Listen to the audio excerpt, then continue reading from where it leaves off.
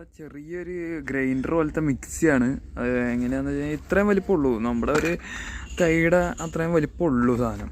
നമുക്ക് അത്യാവശ്യം പവറുള്ള മോട്ടറും കാര്യങ്ങളൊക്കെ തന്നെ. ഇതാണ് ഇതിൻ്റെ ഇത് ഇങ്ങനെ വെച്ചിട്ട് ബ്ലേഡ് വന്നത് ഇത് അത്യാവശ്യം ഷാർപ്പായിട്ടുള്ള ബ്ലേഡ് തന്നെയാണ്. ഇതിങ്ങനെ ഫിറ്റ് ചെയ്യണം, ഇങ്ങനെ ഫിറ്റ് ചെയ്യണം.